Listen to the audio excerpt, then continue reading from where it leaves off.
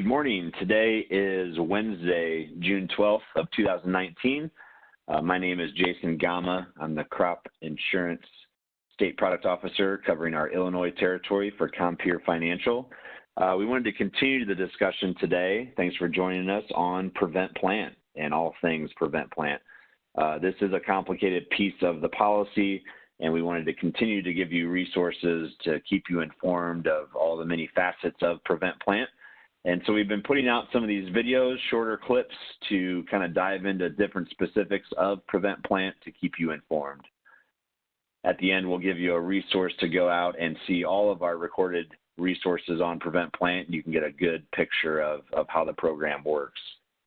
Today, we're going to spend some time talking about kind of the myths that are out there, misinformation being spread around about Prevent Plant, and as well as some frequently asked questions. But before we get into those two topics, I wanted to just take a minute and update you on where we stand as far as planting progress for the areas within our territory here at Compeer Financial. Again, we cover Northern Illinois, Wisconsin, and Minnesota. And these are the latest NASS stats, NASS data that has been released as of June 9th. And if you can see there with Illinois on corn at the top, we are 73% planted as a state of Illinois this week. That was up from 45% last week. So we've got quite a bit of progress that's happened in the last 10 days to 2 weeks as you guys have been moving around, I'm sure, seeing a lot of guys in the fields and in the fields yourselves, I'm sure, as well. You can see that our last year at this time and our 5-year average are both done 100%. We have a ways to go before that. But again, lots of good progress this last week. In Wisconsin, we're 78% planted. That's up from 58% last week. Minnesota, we're 92% planted, up from 76% last week. So quite a bit of progress.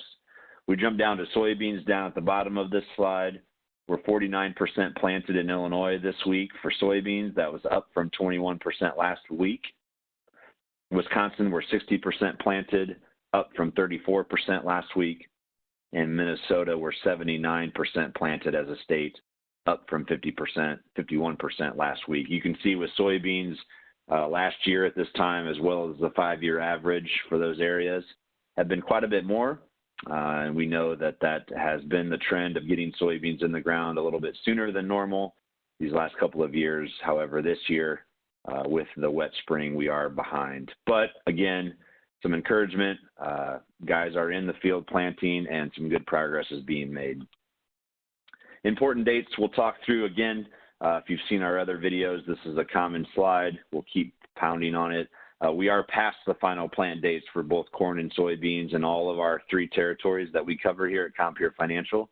So we are within the late plant period, which are the 2 columns over to the right. Again, what that means is I had full coverage on my crops as I planted corn and soybeans up until those final plant dates on the left.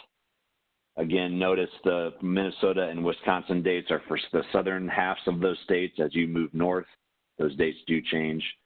We are inside the late plant period here, listed in the columns over to the right. Again, I would urge you to get with your Compeer Financial Insurance Officer to get into the counties that you're in specifically and check the actuarials, which your agent can help you with, to make sure that these dates apply to your specific area.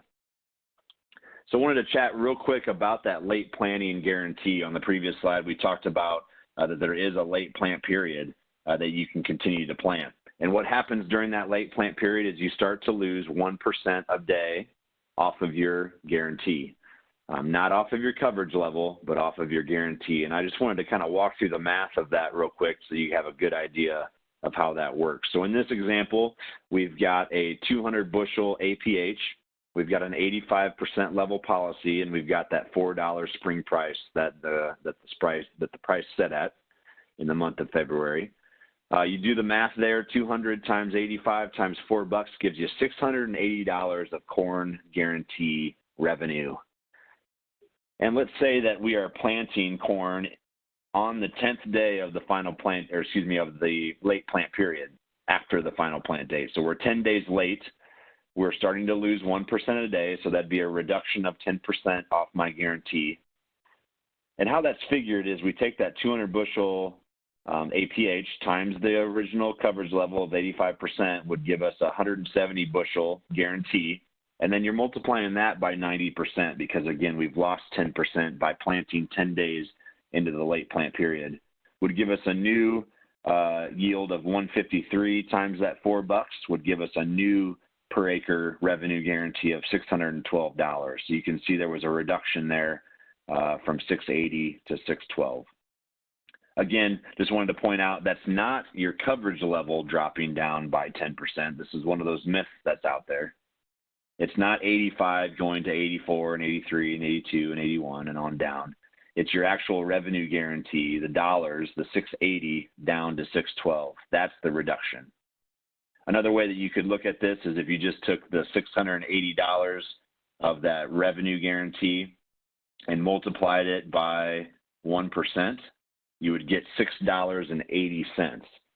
So another way to look at this exact example is every day that I plant into the late plant period, I'm losing $6.80 off of that corn guarantee. Just another way to look at it. Hopefully that makes sense. Prevent plant, we know that the guarantees there are 55% on corn and 60% on soybeans. Here's an example of how that's being paid out. Just putting some math to some earlier examples that we've had. So if we have a 200 bushel APH, and that's a big if, this does change by unit depending on what your various APHs are. So assuming that you've got a 200 bushel APH and assuming that you've selected an 85% level policy, then the math here is the 200 bushel times 85% times $4 gives us that $680 revenue guarantee that we talked about on the previous slide. And then your prevent plant coverage is 55% of that. So you multiply the 680 times 55% and you would have a $374 prevent plant payment per acre because that's 55% on corn. Again, that's assuming a 200 bushel APH and an 85% level policy. As those numbers start to change, then of course your payment per acre will change. Looking at a soybean example, if I've got a 60 bushel APH and if I've selected an 85% level policy times that spring price of $9.54 for soybeans would give us a revenue guarantee of $486.54. And then we're multiplying that by 60% if we're taking prevent plant. Again, different than corn guarantee. Soybeans are at 60% for prevent plant. Would give you a $291.92 prevent plant payment per acre. Again, assuming that you've got a 60 bushel APH and an 85% level policy. Some common myths that I'm hearing out there, some misinformation being spread around I wanted to cover. First one, as I plant into the late plant period, which is where we are today, if I continue to plant, my prevent plant coverage, the 55% and the 60%, that starts to reduce by 1% a day. That's the myth that's out there, and that's completely false. As I continue to plant corn and soybeans into the late plant period, yes, my revenue guarantee on those planted acres starts to reduce by 1% a day. But my prevent plant coverage level, 55% and 60%, that does not change. It's always that. So you can continue to plant into the late plant period, claim prevent plant, and whatever ground you don't get planted is still going to get covered at that 55% corn and 60% soybeans, no matter how late in the late plant period I am. That does not get reduced by 1% a day. That is false. Second one, if I file a prevent plant claim on June 6th, I am locked into that claim and I cannot continue to plant. That, again, is a myth, and that is false. I have a window that I can turn my prevent plant loss in, and that starts on the final plant date and ends 72 hours after the late plant period. That's my window that I can turn a prevent plant claim in. If I've got one turned in and ground becomes fit within the late plant period and I want to choose to continue to plant, I can. I can absolutely do that. And let's say I've got a prevent plant claim turned in and I plant my entire crop and it's within the late plant period, but I keep planting and I get it all in. Well, then we just withdraw your notice of loss. It's very simple, no harm, no foul, couple clicks of the mouse, and we've got that claim closed out. So just because you've claimed a prevent plant claim, in this example on June 6th, does not lock you into that claim. You can continue to plant. Third myth, I don't list my prevent plant acres on my acreage report because they never got planted. We deal with this every year. This, again, is a myth, and it's false. If you don't claim your prevent plant acres on your acreage report, your prevent plant claim will be denied, flat out, no questions asked. It will not get paid. It has to be listed on the acreage report with your agent. But every year, guys will say, well, I didn't report my prevent plant acres to my agent because I didn't plant them, and my acreage report is a report of my planted acres. That's false. Your acreage report is a report of all your acres, whether you planted them or did not plant them. You've got to report all of it to your agent. Here's how much I got planted. Here's how much I didn't, and that I'm claiming prevent plant on. Last myth, I don't owe any premium because I didn't plant. That, again, is a myth. It's false. You do owe premium on the crop that is insured. That's where and for that premium, you're getting this prevent plant coverage indemnity out there. So you do owe premium on the prevent plant acres. Some common questions that I keep hearing that I wanted to discuss as well. The first one, can I use soybeans as a cover crop? The answer is yes. Essentially, any crop can be used as a cover crop as long as a couple of things happen. Number one, a local ag expert basically signs off or advises that cover crop is an agronomically sound crop that can be used as a cover crop in your specific territory, in your area. Two, it's got to be planted at a cover crop rate. So if you're thinking about soybeans as a cover crop, that's a lot lower seeding rate than what you're used to as far as full seeded soybeans. And number three, you can't harvest those soybeans. So if you plant soybeans as a cover crop, and in the fall, all of a sudden those cover crop soybeans that are half seeded or whatever the seeding rate is for a cover crop of soybeans start to look like 15 or 20 bushel, you're not able to harvest those. If you do harvest them, then they're no longer an approved cover crop. They're actually a second crop, and now you're starting to get hit over the head on your prevent plant corn claim. That it will get reduced to 35% as well as an APH yield plug on those acres that you do that on. Can I claim prevent plant corn but still plant corn for silage? In our northern territories, we are having quite a bit of a feed shortage out there. The answer to this is yes. If you go back to our previous recordings, you'll know that I can't plant that second crop.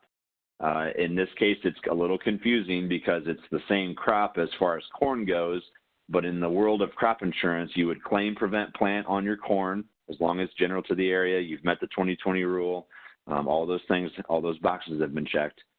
And then you come in with corn later, as long as you wait until after the final plant date for corn, starting on June 26th, you could plant that second crop, quote unquote, of corn and just chop it for silage.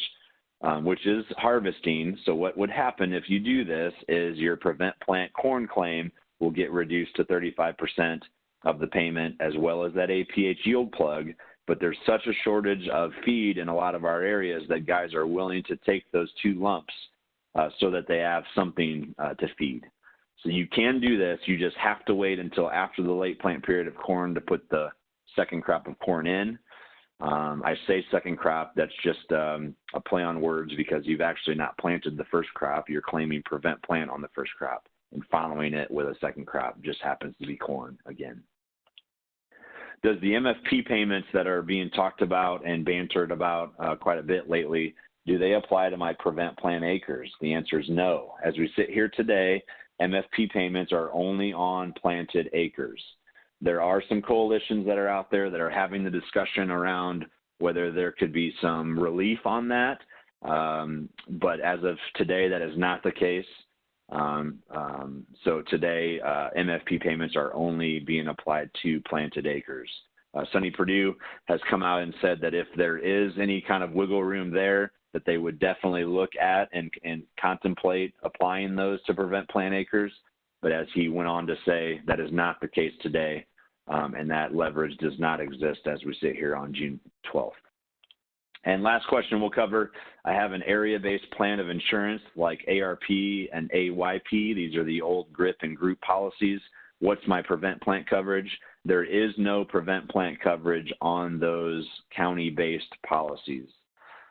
There is not. In fact, there's not even a late plant period for those. Basically, there's more of a drop dead date.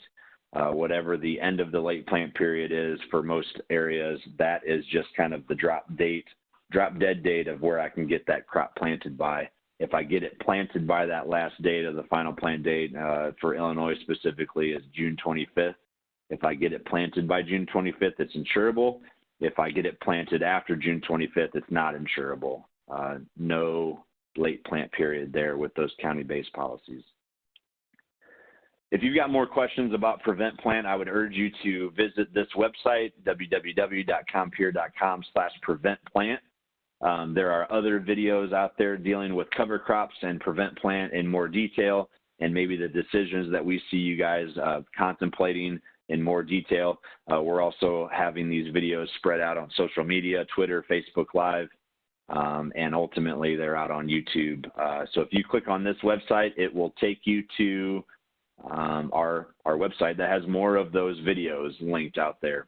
We're going to continue the conversation in the upcoming weeks as we continue to plant, as we're throwing up our hands and claiming Prevent Plant to keep you guys informed as best we can. We appreciate your business.